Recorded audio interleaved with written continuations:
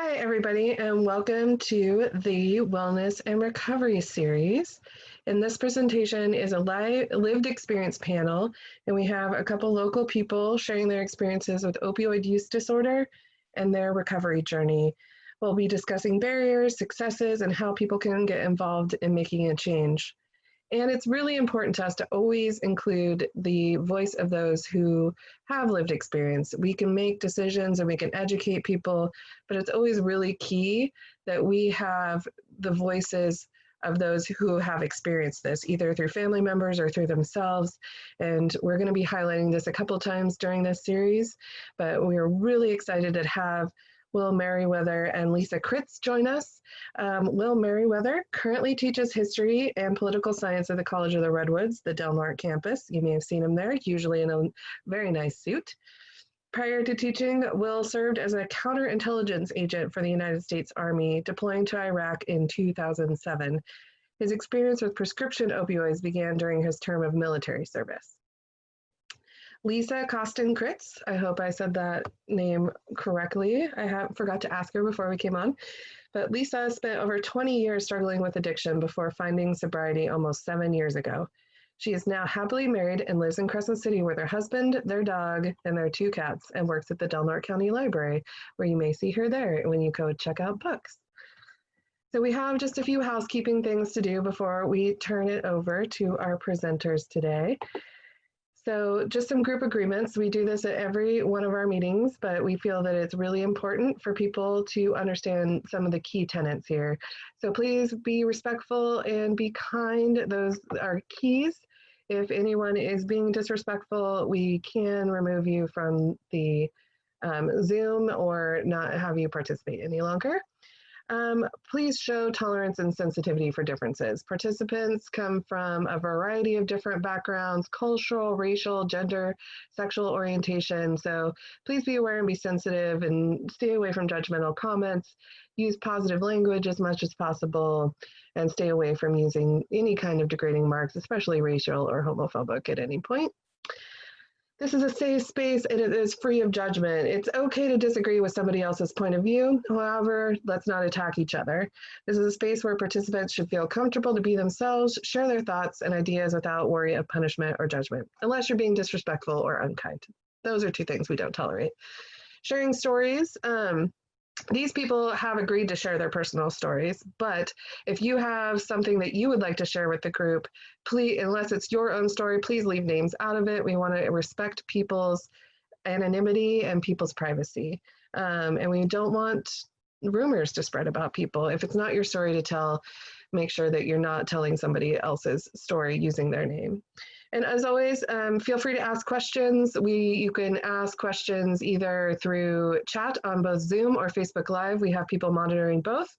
We'll have time for questions and answers at the end. If something comes up during the talk that sparks something for you, feel free to write it in the chat and we'll bring it up when we have a pause in the presentation.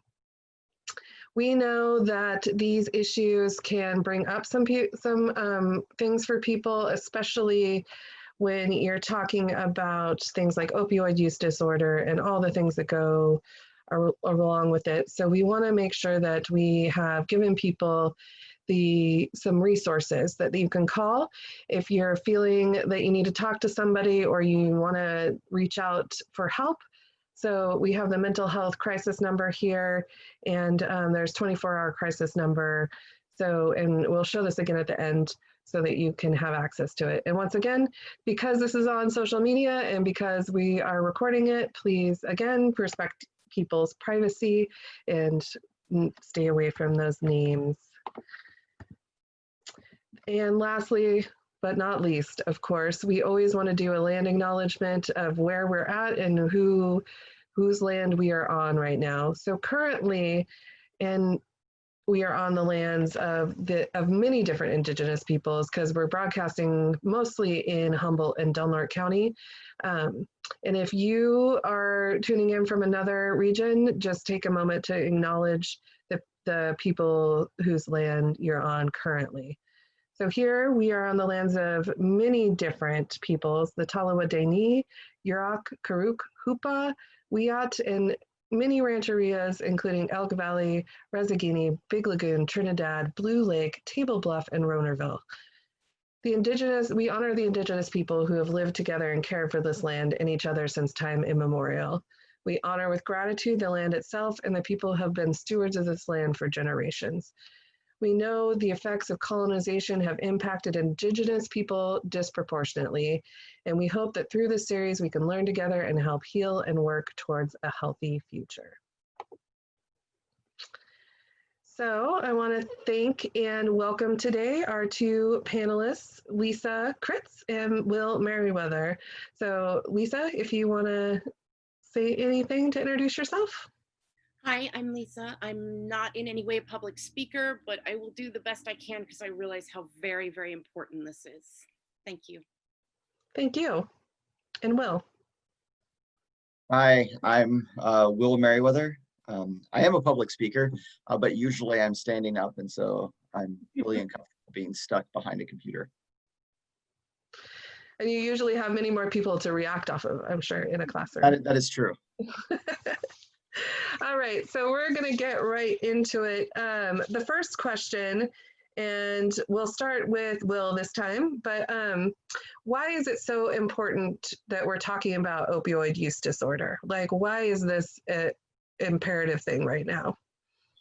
So this is something that I've kind of talked about for a while. Being in the Army and being a veteran, there are a lot of veterans who face opioid use disorders. Whenever I was in the military, they were constantly being prescribed. And at one point, it was virtually like candy to be able to get a prescription. I have several friends who have died from opioid overdoses.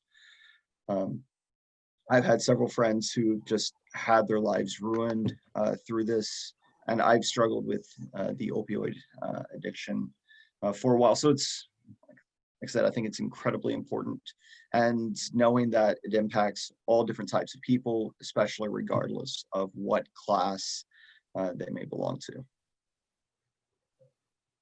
Very agreed. Yeah, thank you. And Lisa, why are you here? Why is this an important topic to be talking about? Because I know how hard it is when you're in the midst of it, and not only that, how hard it is to talk to anyone about it. I found these statistics that just broke my heart. It says 84% of Americans would not be willing to have a person using opioids to marry into their family. 72% of Americans would be unwilling to work with the person using opioids. 73% think that a person using opioids is worthless. 90% of people surveyed, of course, think that a person using opioids is weak. And so education is so vital, because this is a very misunderstood problem. If someone hasn't experienced it and they're incapable of empathizing with it, they may actively work against solutions that people are trying to implement. Yeah, empathy is so important, and breaking those stigmas and breaking those myths. So that's really what we're hoping to do with both this series, and especially with your guys' we're talking with us today. So thank you again. So this leads to the next question. So what do you wish people knew or understood about opioid use disorder or addiction in general, and what the road to recovery is like? Well, we'll start with you. So I think, I guess to start off with, nobody plans to get addicted to opioids. It starts off with a small surgery, or an accident, or going to the dentist to have teeth pulled. And the next thing that you know, it becomes part of who you are. It's this constant tug of I need that, and not being able to function without it. And it's not something that you take once and you're suddenly hooked. A lot of times, and for me, I didn't notice. Like, I did not notice early on. I took it for pain, And after about 6 months, I started to notice that I needed them not just for pain, but for comfort. And it took years to wean myself from that. And then, it's to the point to where I won't take them anymore, regardless of the amount of pain, just because I know the type of situation that I was in. That doesn't mean that opioid use could not be beneficial for short-term pain, but it's constantly having to be aware of your relationship with that particular drug and making sure that you're taking it because of the pain, not because you feel comfortable in that type of situation. So interestingly enough, Karl Marx, talked about religion being the opiate of the people. And whenever he says that, he's talking about how opium provides this calming feeling for individuals. And, whenever you start taking opioid drugs, that's kind of how you felt to get away from the pain. And it just kind of carries over without realizing how much it's essentially destroying your life.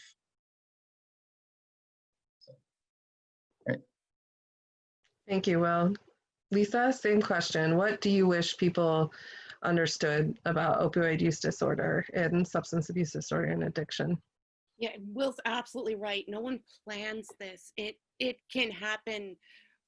A lot of people, they don't know until they take opioids, whether they can just take them temporarily for pain and then set them away. I know people who've done that.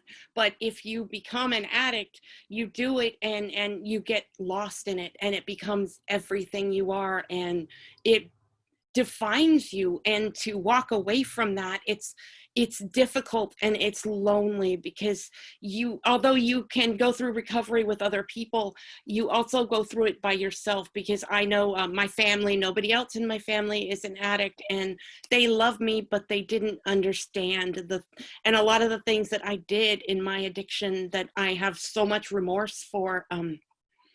You have to face all that. You have to face so many demons, not just the addiction itself, but the things that it sets in motion inside you that you never thought you would be capable of. And the more support people can give to people, the better their chances of success. The more that you put someone down and mistrust their sincerity. And I know some people are not sincere about recovery, but I believe most of us are, and we're trying our best. And to support someone in recovery is so important, because the more alone and the more misunderstood you feel, the less likely you are going to be strong enough to move forward with it. That's what I got. Thank you. Yeah, and I think something that stuck out that you just said too is supporting people in recovery, and that most people are sincere about recovery. I think sometimes they start sincere with recovery, right? And then a bunch of other stuff happens, and we have to realize that recovery is a journey and not a destination, right? Absolutely. Yeah, that there's a lot of other things that come into play. And like Will said, like it changes how you kind of cope and how you deal and how your feelings are and where your comfort zone is. And when you take that comfort zone away when you're in recovery, that can lead to other issues as well. And not only that, there's of course, the physical aspect that I've been in withdrawal many times, and sometimes it feels like you wish you could die, but you can't. I've never been so sick in my life. And so, to support someone, in going through that can be really helpful as well, because it just feels like the end of the world. I am sure. I haven't gone through it myself, but I've heard the stories, and it sounds it's a struggle for people for sure. Well, I want to just hear a little bit more about your journeys and kind of how you ended up having to deal with opioid use disorder. What was it that caused opioid use disorder, or what kind of triggered that in you, and how did it affect your life when did you realize it was really a problem in your life and that you needed to make that change? Lisa, do you want to go first this time? Switch it up? Sure. When I was 19, they discovered I had a mass on my ovary. And so I was whisked into emergency surgery, and I was in the hospital for 4 days, and they give you something called the morphine pain pump that you can hit every 10 or 15 minutes, and it gives you intravenous morphine. And it was like coming home. It was like everything was perfect and calm and beautiful. And I think they call it chasing the dragon. Like when I got out of the hospital, it wasn't 6 months before I had found heroin, because I was looking to find that feeling again. And you never really do, but you keep thinking next time, and by the time you realize it's never going to happen the same way that it did at first, it's already something that has just become a habit. It's become an addiction, and what you feel from it is better than not having it. And not going through those withdrawal symptoms and not feeling sick. Definitely. I would try to quit, and every probably 2 weeks or so, I would swear I was going to quit, and I'd make it 1 or 2 days, and then I'd run back to it. Yeah, I've heard a lot of when people are, they call it getting well, right? Because you feel so sick in between each time that you use that you're just trying to feel like a normal person. Right. And I went through Betty Ford, which, it's funny. I know people think of Betty Ford as this glamorous place, but they give poor people scholarships. And so I got recommended for one, and I stayed there for 28 days. They recommended 28 days more, but they wanted $80,000 for it, and I could not afford that. So it ended up being that I spent 20 years on and off of heroin trying to get away from it before I finally found true recovery. There's a lot of relapse involved, or there was for me. I know there isn't always, but yeah, it's not always going to be I'm done. It was a very long and painful journey. I lost a lot of people. My best friend Patrick died at 36 from HIV AIDS. I lost so many friends to overdoses and suicide and car wrecks, and yeah, it's not a fun life, but then sometimes it is, and those few times just keep you hanging on. So yeah. Will, would you like to share a little bit about your journey? So in 2004, I joined the military, and in 2005, I had hurt my shoulder. I needed a shoulder surgery. I got the surgery. I was on prescription pain pills for a few months while I was going through physical therapy, and then I got better. And then in 2007, whenever I was deployed to Iraq, I hurt my shoulder again. I needed surgery one more time. And this is really when I became hooked on pain pills, was because at that point, I'm coming back, and I'm coming back from my unit early, which put a lot of survivor's guilt on myself, as individuals in my unit were upset that I got to come home while they were still in Iraq, even though I needed surgery. And so the medicine helped ease the physical pain, but it also started easing the mental anguish of having to deal with the fact that people that I thought were my friends, who I was working with, felt like I had turned their back on them. And so many of them had kind of turned their back on me. I left the Army at that point. I was medically discharged. And so what I had thought was going to be a career suddenly became a few years, and I had no idea what I was going to do, but I still had the drugs. And I ended up getting a job working as a military contractor. And the office in which I worked in, there were a lot of disabled veterans. And this is at a time when the VA, like I said, was still giving out tons of prescription pain pills. And so even if my prescription ran out, I had coworkers around me who had prescriptions, and they didn't think anything about it. It was, okay, well, if I run out, you'll give me one. And it was normal. It was incredibly normalized. And one of my coworkers at that place actually was having a far worse time with it than I was, so much so that he was purposely injuring himself just so that way he could go to the doctor to get more prescription pain pills. And when I left that job in 2012, so I'm going from 2007 to 2012, in which I am taking them on a regular basis. Shortly after I leave, my friend who had a far worse time ended up committing suicide because of his pain pill addiction, which destroyed the relationship that he had with his family, his son and his wife. So as that happened, that hit me really hard. And as I was going through my own marital issues at the time, that's kind of the straw that broke the camel's back. In which I thought, you know what, I need to do something to end this, to kind of wean myself off the drugs. And it wasn't quick and easy. And as Lisa points out, there's, even though I wanted to get better, there was the relapse. And it happened several times, just as, I stopped smoking cigarettes. It took me years and years of stopping and starting again before I finally was able to at least kick the habit for now. But yeah, it's getting better took basically hitting rock bottom. So. One of the things I've heard about rock bottom is there's always a bottom beyond rock bottom too. So Yes, there is. Yeah, and it's something that I think is something that people don't realize is they think that once they hit rock bottom, they'll be that then is the time that they'll seek recovery, right?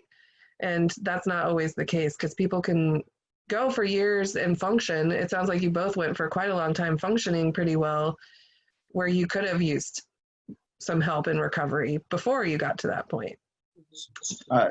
So I'll give you an example. Whenever I was, after I'd hurt my shoulder while I was still in Iraq, I was taking prescription pain pills. And whenever my boss found out that I was actually hurt and needed the medication, he wondered what I was doing, still performing my job. And I was like, the drugs have been prescribed this entire time. Like nothing changed other than the fact that I'm just hurt more now than I was. But yeah, I functioned normal in society.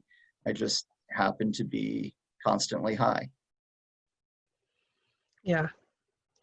And I think there's a lot more of that in our communities than people realize, that it's an easy one to hide a little bit more, especially with prescription, because you're getting these pills right from a doctor. So it's not a problem, right? I'm getting these pills from a doctor and then I'm running out. So I just need a few more. And it's something that, I don't know if you were nodding out while you were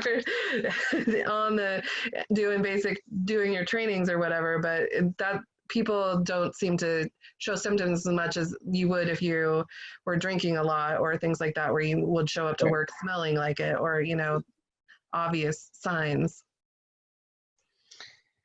So now I want to kind of move into what your recovery journey was like. Like, what were some of the things that really helped you overcome, and what kind of methods did you use in recovery? There's a lot out there. There's, abstinence only, there's medicated assisted treatment, there's cognitive behavioral therapy. There's a lot of different things out there.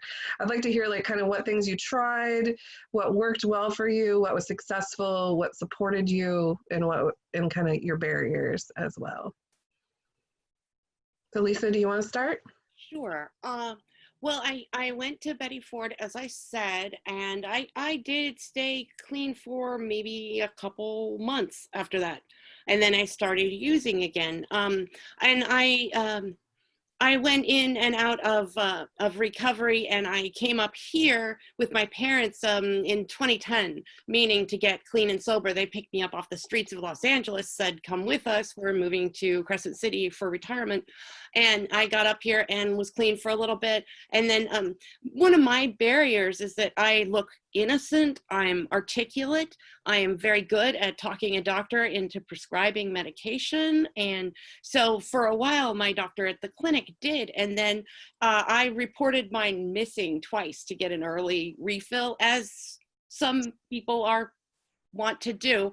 And he saw I had a problem. And I was really fortunate that I had a great doctor, Dr. Holland. He's now, I think, in Grants Pass, but he had me come in and he said, look, I can't prescribe these for you anymore. I think you have a problem. I want you to see Dr. Groves and think about medication-assisted treatment, which got me onto the Suboxone. And now I use the Sublocade, which is a monthly buprenorphine shot, buprenorphine and naloxone. And that, I haven't even thought about wanting opioids since I started taking it 7 years ago. It's worked amazingly for me. That is, and not that just that, but group therapy and, you know, personal, like working on issues that I know I have, becoming more self-aware of things that trip me up and cause me trouble and might maybe prevented me from getting sober sooner. I'm trying not to use the word clean because I recently found out that it makes some people in addiction feel like they're being called dirty. And I don't ever want to do that. I don't ever want to use a term that's hurtful to someone. So I'm going to stick with found sobriety. And the Sublocade and the group therapy and the friends I have in recovery and my husband's incredible support, my family's amazing support, that's all been very, very helpful in my journey to recovery. Awesome. So what is, how about you, Will? I almost called you Phil, sorry. That's all right. So in 2012, I moved back to Kentucky to be closer to family. But shortly thereafter, you know, I was going through divorce, and I was teaching part-time at a college, but it wasn't really paying bills. I felt as if my entire life was crumbling around me. And so I finally started to go to therapy. And it was in therapy in which I was able to figure out who I am and who I want to be. And through that, I was able to start weaning myself off. And so I didn't have any medication to help. I just knew that I had to be away from it. I had to be away from the opioid drugs. And the more that I was finding out in therapy about who I was and the issues that I was dealing with, and the survivor's guilt, that I needed to leave those behind. And once I got to a certain point, I said, I'm never going to take these again. And, you know, I had a few left in the prescription bottle, and, you know, I turned them back in. And that was kind of my road. It doesn't mean that it was easy. It was just, it was long. I say long, you know, it was several years of going through this, but it was making that decision, and no matter what, finding a way to stick with it. But that doesn't work for everyone. Yeah. We have a really good question, and it kind of leads into the next question I was going to ask anyway. But with your personal journey in mind,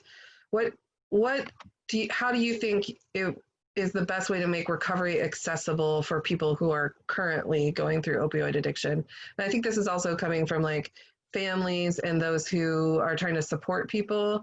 What's the best way to make recovery accessible to people? And were there things that helped you? Like you got a scholarship to Betty Ford, Lisa, and that kind of helped your journey. What were some of those things that kind of helped you? And Will, you accessed therapy, but were you able? Was it through certain avenues or certain things that you learned about that really made that more possible, that we could improve on as a community or as people who are trying to support those going through OUD? Are you I asking think part, first or go first? Sure. go ahead, Lisa. Well, I think one of the big things, and this is a real big one, and I don't know if we'll ever get there, but universal health care would sure help, because if we had coverage for people who are going into recovery, it would be such an investment in the future of humanity, because people who recover go on to do great things. And I think that the big thing about that is we really care, because every single little thing that you can experience sober and clear-minded really matters. But making it accessible, we need a lot more education. We need to talk to people about stigmas and why it's not necessarily true that someone that's an addict is weak or doesn't care. You know, it's a big and complicated thing, but it's going to require changing people's hearts and minds about the whole concept of addiction and recovery. Awesome. Will? I agree with that. We have to change the idea of what addiction is. It's not a moral failing. You know, it is brain chemistry and the chemical components in individuals which make them more susceptible to addiction than other individuals. And different people are susceptible to different addictions. But I think having some sort of network of people that will help you through it, whether it be family or friends, and knowing the struggles that they're going through, and being there to help them whenever they fall, because there are going to be relapses. You know, it's this idea of, you know, love. You know, when we talk about love and loving for a fellow man or individuals as we want to help them do this, a lot of people put conditions on love. I will love you unless you do this. And so if we truly love the person who has an addiction, that means that we are willing to help them and we want to see them succeed without those particular conditions. And it may be painful. And I know that I hurt people whenever I was addicted. But that also means that whenever you can break from that addiction, you can make it up. You can focus on making up some of those things that you hurt the other individuals. But you have to have that community of individuals who want to see you get sober, and you have to make that decision for yourself. I know there's a lot of fear. I'm just going to build on this question a little bit about healthy, like how do people set those healthy boundaries and not, you know, people are afraid of enabling people who are in addiction, right? By like, what does healthy support look like? You talked a little bit about the unconditional love piece, but I think people need to hear a little bit more about some concrete things that are helpful if their loved one is suffering from this, and maybe they're dealing with some things like theft out of the home or hurt relationships or things like that. Lisa, you look like you're ready to answer that. I was thinking about that, and I was thinking it's important that people remember you don't give someone cash necessarily. You certainly, you know, don't have to welcome them into your home to steal your things. And yeah, it's important to have healthy boundaries, because I know I stole from my family when I was heavy in my addiction, and I will always feel remorse for that. But you can be there for a person without giving them money, without, you know, you can help them with food, you can maybe help them with clothes, you can certainly help them by listening and being there when they need to talk. There's so many things, and I wish I had researched this specifically. I'm so sorry, I just didn't think of it. But definitely there's a lot of things you can do to support a person that don't involve supporting their drug habit. Maybe I absolutely agree with that. You know, if someone is asking, hey, you know, I'm having trouble with food, you don't have to give them, grocery money. You can go to the grocery store, you can buy them the groceries. So that way they have the food. What they do with it after that, it makes it harder. And there's no guarantee that they're going to completely follow through if they're trying to misuse that trust or that love that you have for them. But yeah, you don't necessarily have to have them in your home, making it accessible for them to steal things. You can go on their particular location where they're at to provide that comfort. But they do need to know that people want to see them get better, because as people, for someone who's addicted, as people around them start to take and distance themselves, it makes it a lot harder for them to want to get clean, because the isolation is one of the things that will lead to continued drug use, because it does provide that comfort. Yeah, and I have another thing when you're done. I'm sorry. Yeah, no, go ahead. Just my parents, they put up with a lot from me. They even let me stay in their house, and I kept stealing from them. And what they finally said was, you have to go, but when you're ready to get help, we're here. You call us no matter where you are. We will come get you. We will do everything we can to get you better. But for now, we have to say you have to go. But that doesn't mean we don't love you, and that doesn't mean we're not here. And I did leave, and I did make that call. It took me, almost a year. But the moment I called them, they came and got me, and that saved my life. So yeah, there may be a point where you have to draw the line, but don't give up. Just love them. You don't have to enable them, but please don't stop loving them, because they need your love so much. And that's what I was trying to point out, is when I talk about this idea of unconditional love. Yeah, it's so important. And also get trained on naloxone. I'm a sympathetic crier, so I'm going to cry with you, Lisa. And get trained on naloxone and come to series like this, right? And learn and educate and understand the addiction side of it, right? Thank you for that. So I'm going to kind of move on to what your current life is like. So when you tell people that you are in recovery, or do you tell people that you're in recovery, are you still facing stigmas? Are you still afraid to, you guys are very brave, and you're here and you're online and you're talking about it, but I know there's a lot of people out there that are afraid to say that they're in the Suboxone program, or that they're in recovery, because they're afraid that people will judge them, or they won't get that job, or things like that. So I just want to hear a little bit about what kind of stigmas have you guys faced when you do disclose that you're in recovery? That's the first thing I tell people, honestly. When I met my husband the first time, I liked him a lot, and we started emailing back and forth. And in my first email to him, I said, I need you to know I am an addict in recovery. And if that makes you uncomfortable, then feel free to walk away from this. But so I do it first, because, if I'm going to be hurt, I want it to be before I get to know the person so well, I'm going to be heartbroken to lose them. And my job at the library, my friend Shane worked there, and he knew, and I was very honest with the manager who was there at the time and said, I am in recovery, I'm doing well in recovery, and I don't have any, expectation of relapse. If I feel like that's going to be a problem, I promise I will let you know. I won't let you down.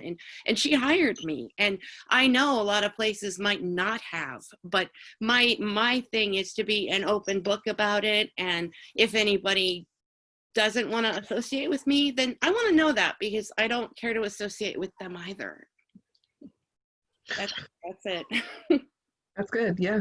I'm fairly open about kind of the struggle that I've dealt with. And one of the reasons that I'm open about it is that whenever we don't talk about issues, we stigmatize them. It creates a myth around the issue that people can make stuff up. They can make stuff up about the people. But, I would consider myself somewhat successful. And whenever people see and hear me tell my story, I'm not someone that they may think about. And it makes it personal because they have an interaction with me. They may think highly of me, and it forces them to think about, okay, well, if this is him, I can respect this individual. There are other people that may have had similar problems that just because someone has had an opioid addiction in the past, maybe someone has it one right now, that they can't find a way to overcome it. And I think the more that we talk about these issues, the more likely it is that we can actually combat the issue. So I try to be as open about it as possible. And one of the other reasons that I spend a lot of time talking about it, as I mentioned, as a veteran, there are a lot of former military members who have this issue. And we spend a lot of time doing the thank you for your service, which kind of annoys me because it's often said as a thoughtless gesture of not really putting much thought into what's behind it. But as more people know the large number of veterans who have dealt with opioid pain issues, it forces us to think about medical care, not just universal medical care, which I would love to have, but also medical care for individuals who risk their lives or were willing to risk their lives that now need support, and that support isn't always there.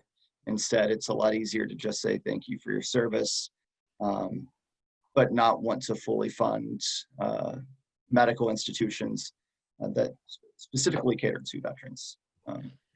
Yeah, does the Veteran Services, do they do medicated assisted treatment programs or Suboxone programs or? They do, and they are far better about keeping track of who has opioid prescriptions now and making sure that veterans are not misusing them. Mm-hmm. But that doesn't mean that these problems don't exist, because there are, a lot of veterans that are injured. If we look at the numbers coming back from Afghanistan and Iraq, not as many soldiers died in those wars as died in previous wars, because a lot of the injuries that they sustained, while they would have been life-threatening in previous generations, they were not. Because of increases in medical care, we didn't lose as many. But instead, we have far more wounded soldiers who return back and now have to deal with life as it has become. Yeah, long-term chronic pain is a big issue.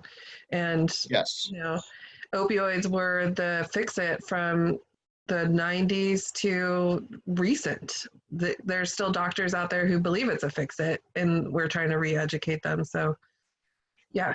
And getting insurance companies to provide alternatives to opioids for pain management has been a challenge. Things like acupuncture and massage weren't eligible to be part of insurance until recently. So it's still, and people don't even know that it is eligible for most of them.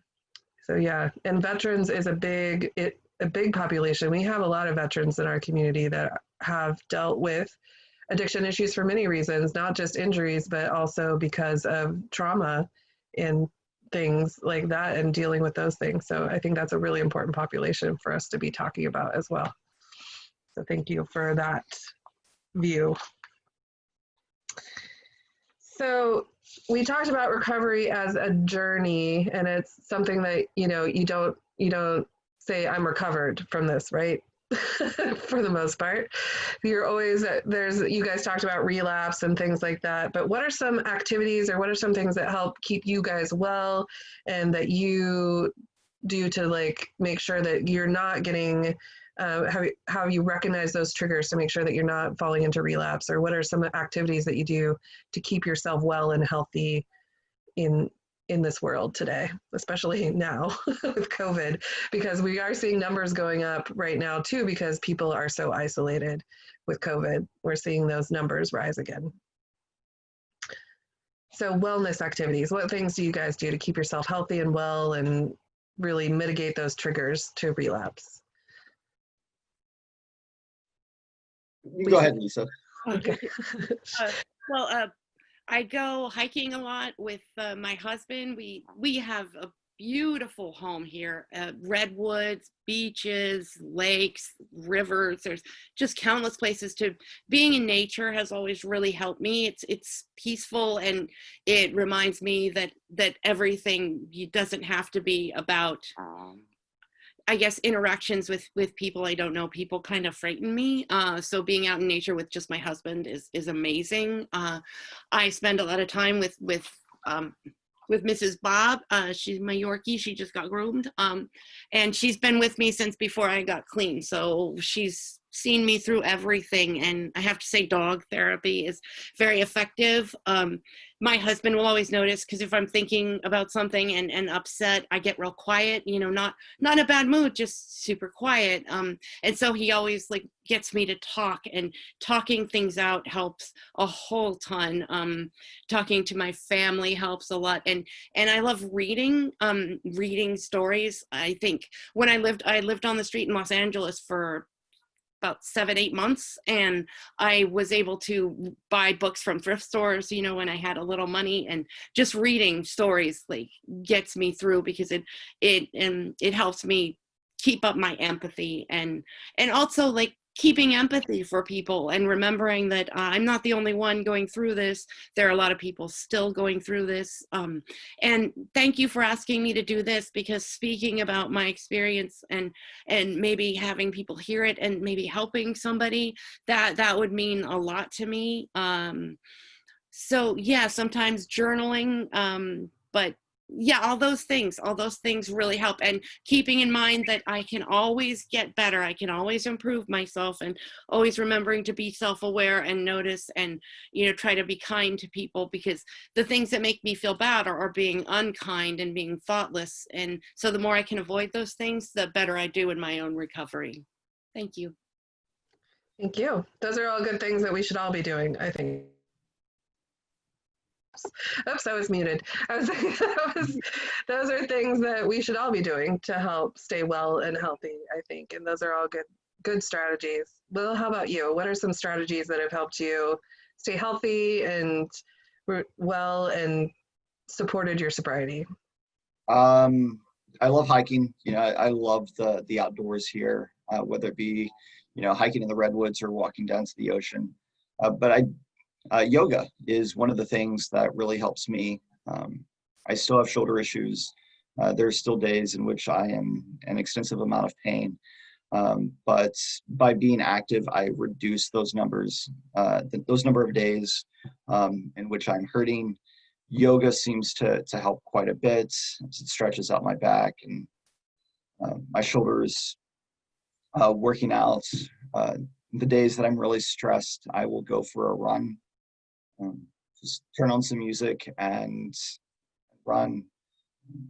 But yeah, and music, just listening to music and kind of zoning out in my own little world, ignoring everything else really helps. That self-reflection almost, I know that it's, we talk about we don't want people to be isolated in addiction, but sometimes you need that self-time too, to care for yourself. Yeah. And I think the isolation comes from other people not wanting you to be around, not the self-care whenever the people that love you are like, okay, we know that you need some time to yourself. We're here whenever you need us.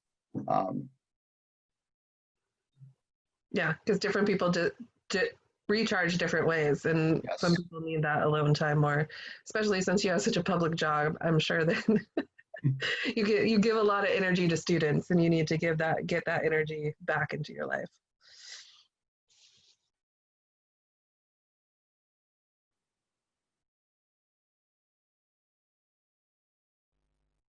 Jermaine, you're muted. Thank you. I keep accidentally muting myself. Okay. We're getting close to 3:30, so we want to leave a little bit of time for questions and answers at the end. So if people do have questions, make sure to put them in the chat in both Facebook or here on Zoom so that we can ask these questions. But I kind of want to talk about we already touched a little bit about this, but we're going to talk about like advice that you would give for those who are struggling now with addiction, and then how people can get involved to be part of the solution. And then we're going to talk kind of our magic wand at the end. Okay. So right now, like what advice would you give people on either those who are struggling with addiction now and those who want to get involved in, who may not, either they could have somebody in their life, but just the general population as well. How can they help with ending opioid use disorder in our communities? So first, people struggling, and then community. Lisa, you want to go? Okay. Okay, so people first struggling with addiction. One thing I can definitely say is don't give up on yourself because you don't make it the first time. You know, don't assume that because one thing didn't work, nothing will. You know, if you've tried just, you know, going cold turkey and that got you really sick, you know, and well, okay, that didn't work. You know, there's always other things to try. You know, ask for help. There's a really great Suboxone treatment program. And Dr. Groves, I think, is not going to be in charge of it much longer, but Tonia, the group counselor, she's wonderful. They're really good people. And there's also a Bright Heart, which does all their meetings on Zoom. And I guess the clinic's doing them too at this time, but don't give up, ask for help, talk to people, reach out, you know, go Google even like what you can do for help in recovery, talk to other addicts. Oh, thank you, Philip. Yeah, Dr. Weiss, I remember. Talk to other people that maybe, you know, talk to other addicts, maybe try to find a buddy. I don't know. I've known people that tried to get sober together and found that they really got a lot of help out of it. Just, I don't know, be open as best as you can, because if you don't ask for help, no one's going to know that you need it. And first and foremost, please just don't give up on yourself, because you can make it. You know, addiction doesn't have to consume your entire life. You can break free of it, and it's worth it. It's so worth it. And community, I would say if you want to help people, be open to learning new information, accept that you may not be right about what you assume about addiction, be willing to learn more. There's a wonderful book, it's called Unbroken Brain. We have it at the library, but Unbroken Brain is the name of it, and it's a woman who struggled with addiction, and then I believe she became a neurologist, and it's a really approachable book about addiction. Yeah, there's so many books you could read. Russell Brand wrote a great book about addiction. It's funny. It actually really helped me when I read it, because it made me look at things a different way. But people looking to understand addiction, it wouldn't hurt to read some of those books of people's journeys. Talk to people. I don't go to Al-Anon or Narcanon. Is that a thing? I think. But definitely be open and be willing to listen and accept new information. That's what I've got on that. Thank you, Lisa. All right, well, so advice you would give somebody who's currently struggling, and advice you would give the community to help get involved. So if you're currently struggling, I would suggest once you make the decision to quit, first that's the decision you have to make. You have to make that decision, but don't be afraid of failure. And when I say that is, early on, whenever I realized that I had a problem and I knew I wanted to quit, one of the things that terrified me was how hard it was going to be. And it became easier to just keep taking the opioid prescription and keep getting a refill, so that way I wouldn't have to go through the withdrawal symptoms, or I wouldn't have to go through like this recovery. and do it. And you may fail, but we learn a lot in failure. We learn what doesn't work for us, and then we can find another way. But if you let failure for not getting clean or not getting sober and one thing stop you, try other things, and keep trying until you can break free, because it is far more satisfying being sober and not being having to deal with the opioid issue than not.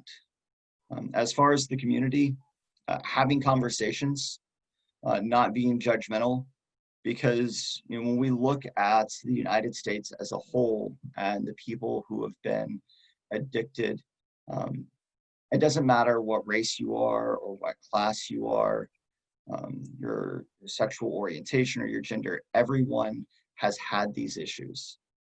And everyone, someone that whether if they've struggled with opioids or addiction or not, may have that.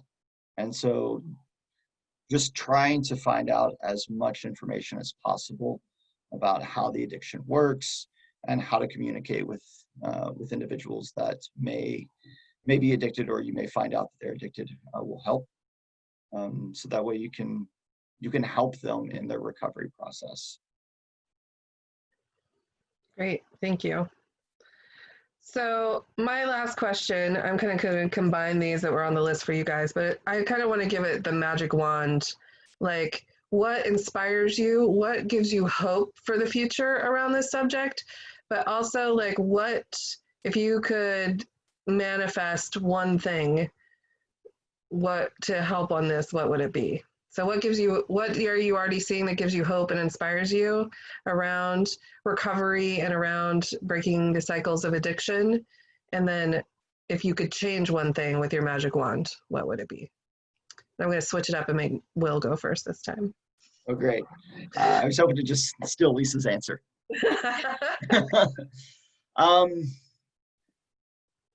One of the things that gives me hope is that we are seeing a lot of programs designed to not only raise awareness about opioid addiction, but also finding ways to combat it. We're seeing states that are passing more and more Good Samaritan laws. So that way, if you are having an overdose, someone can call an ambulance and not have to worry about whether or not they're going to go to jail in saving their friend's life. So we're seeing the legislation pass in all sorts of states doing that and helping fund recovery efforts. So that gives me hope. We're seeing that doctors are taking this seriously. Whenever this crisis broke out, it was because there was a doctor at a conference who wrote on a napkin to another doctor that short-term opiate use after surgeries does not lead to addiction. And then that small little note started making its way, and they cut out short-term opiate use after surgeries. It now became opiate use after surgeries doesn't cause addiction. And then they took out the after surgeries, and it suddenly became opioid use doesn't cause addiction. And everybody started prescribing them. And, we've seen these lawsuits against Purdue Pharmaceuticals. Mm-hmm. And so as states are actually fighting back against companies such as Purdue that have really led to the problem that has existed, we're seeing change. And unfortunately, change occurs slowly, but it is happening. Awesome. Thank you, Will. And your magic wand, what would your magic wand be that you would change? I don't know if I should say this, but one of the things that actually gives me hope is that more and more states are actually starting to legalize medicinal marijuana.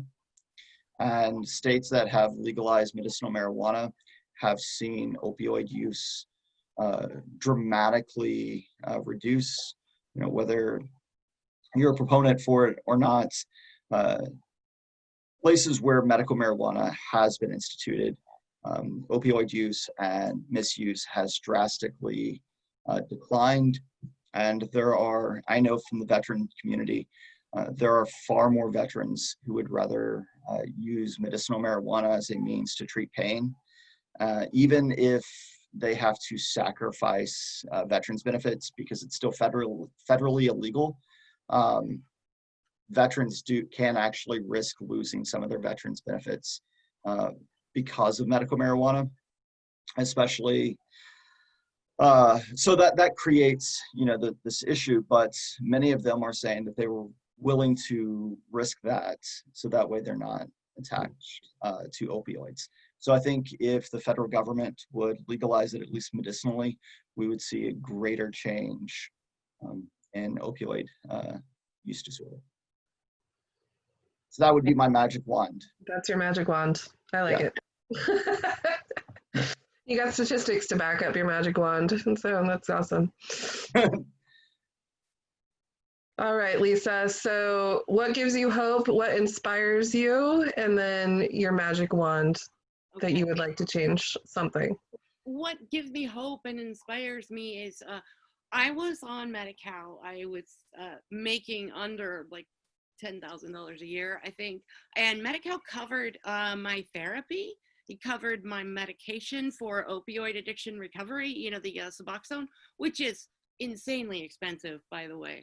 But it covered it at no cost to me. And the fact that an insurance program is actually covering to help, you know, people who can't afford medication, that inspires me and that gives me hope. But if I had a magic wand, I would make that available to everyone. And I've got to say, I would also make it so that veterans can't lose their benefits for using medical marijuana, because how dare the government do that?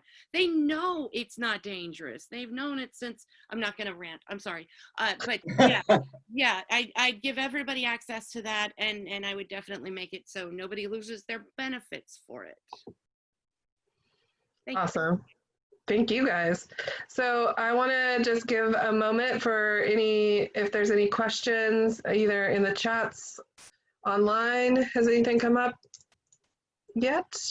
There is like a 45-second delay, so we try and give a little bit of time between what we say and what they say, what they see over there. So while we wait, I'm going to just kind of ask my question, which is, what have you done to kind of make sure that these cycles don't continue in your own families? Like, what have you done in your own family to kind of make sure that the addiction cycle stops with you? I can speak that I chose not to have children. Now I know that's drastic, and it was helped along by the fact that it's almost impossible for me to get pregnant. I have various reproductive conditions that would require fertility treatments, but the line is gonna end with me, you know, and it was on purpose, kind of accidental. But I was scared to have kids, honestly, because it's not just addiction that runs in my family. It's incredibly severe mental illness. But I'm not suggesting anybody else should do that. And my sister has a child, and she's wonderful. She's brilliant. And we have been very open with her. I can speak about my niece. We've talked to her about all that we went through. And at this moment, at the age of 16, she knows everything. But one of the things that she knows is she wants nothing to do with drugs. And she also knows that she can come to me and talk. So I know that she tried marijuana.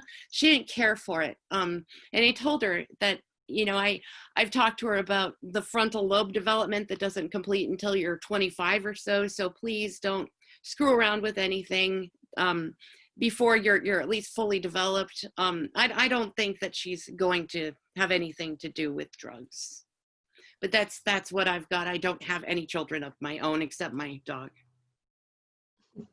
Well, you do have a family, though. You have a stepchild. Oh, I do, and they are brilliant.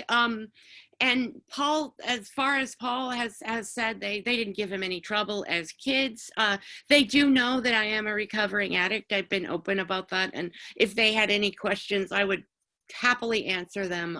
Maddie just graduated from Brown with honors. Couldn't have a graduation ceremony, of course, because of COVID. And you know, Avi is just amazing and all over the community doing wonderful things. So, but yes, if they had any interest in learning more about my recovery journey, I would happily talk to them. And it hasn't come up. And as far as they know, they have had no struggles with drugs, thank God. Awesome. So it sounds like your big thing with being a cycle breaker is just being honest and communicating with family about your shame. No, you know, you can tell me anything. Unconditional love is super important, just like Will said. There's nothing that any of one of my family could do that I would not still love them. Awesome. That's important too. Will, how about you? I'm open about it. You know, with my children, you know, they know that I've had issues in the past. You know, we're very open about, you know, if they have any questions about anything to ask. As I mentioned earlier, you know, not talking about something creates far more of a stigma. And so I'm open about, you know, my past with my family and my friends. Not only does it enable them to ask me questions, but, you know, it also provides that opportunity that if they did have issues, that I would be someone that they felt comfortable coming to. And at that point, I could help work with them to try to navigate them or direct them to get help. So by being open, I'm letting them know that I'm here for them if they do have an issue that I may not know about. That's extended family. But, you know, like I said, with my kids, I'm fairly open about my past and the issues I've went through.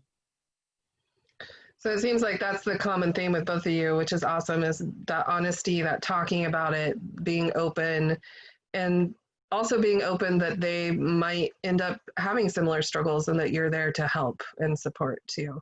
Always. Because we know, you know, it's not always the truth, but many people end up in addiction because of genetic markers. And we know that can be a trigger for some people. And, you know, I don't know if there's tests on 23andMe yet. I haven't seen that come up, but you know, that there's a lot involved in what can trigger someone's addiction. I want to thank you guys for participating. It looks like we don't have any questions. We've probably addressed most of them for people and they feel pretty satisfied. But is there any parting words or things that you want to leave people with, or anything you want to promote that you're doing, even like give yourself a shout out for anything you're doing? Oh, go ahead. Yeah, just. She's giving it to you. Think of anything. We asked a lot of questions. How about you, Lisa? Any final words or anything you want to promote that you're doing? I want to say I am honored, and I thank you for asking me to do this. I am always happy to share my story. I always hope that it will help. And thank you everyone who was here and who listened to me. And thank you for your kind attention. It's been a good thing for me. Thanks. Good. Thank you. Well, thank you both. And I'm going to just go through my exit strategy so you guys are with my final slides and letting people know how they can continue to get involved. So thank you guys. And I really appreciate your stories. It really helps give a face to the issue too, to hear from people who have been through it and who have come out the other side and, you know, are on that recovery road, which is a long recovery road for a lot of people, and to let people see those who've been through and are now successful and are now in a good place in their life. I think it's really important for people to have that to aspire to as well. Thanks. All who are going through it now, so that anytime. You guys are out there. Anytime. Awesome. Well, thank you again. So for So that was Will Meriwether and Lisa Critz, and we just want to let you guys know about some stuff that's coming up and to make sure that you fill out our evals and all that good stuff. So just a reminder, we talked a lot about wellness today and wellness activities, and we want to know what your wellness activities are. So we have this art challenge. We're not judging you on your art skills. We just want you to draw something. You can color it, you can do a video or anything like that. Just tag us with these tags. You can get this art piece off the Facebook page or the Eventbrite page. You can get them both there. So, and we're gonna have prizes. We're gonna use a raffle, and we got our shirts today. So you guys can see my lovely shirt here. So the shirts are in, so we're gonna be starting to give those out. We got stickers and all sorts of cool stuff. So we're gonna start to be giving out those raffle prizes. So make sure that you're doing those evals and that you're tuning in. And just another thank you. So this is how you can get a hold of us. That's how you register for Eventbrite. And please click on the evaluation form, which Phil or Malaya, can you make sure that those get in the chats in both Zoom and Facebook as well for me, please? And I want to thank our panelists again for sharing with us and being vulnerable. It's not an easy thing to talk about, and I really honor them and their stories today, and appreciate their willingness to be here and share some of the not so pretty parts of their lives. We all like to talk, we may not know these stories about people, and there's a lot more in our community that have gone through this struggle and don't feel as safe talking about it. So know that we support you out there as well, and those who are starting that journey to recovery or thinking about that journey to recovery, we support you and thank you. The links are now in the chat, so make sure you fill those out so you can get entered to get some cool prizes and gifts. And this is our last series for this week. We'll see you again next Tuesday, and be on the lookout in your email and on Facebook for upcoming events coming up. So thank you again for being here, and have a great afternoon. Bye, everybody.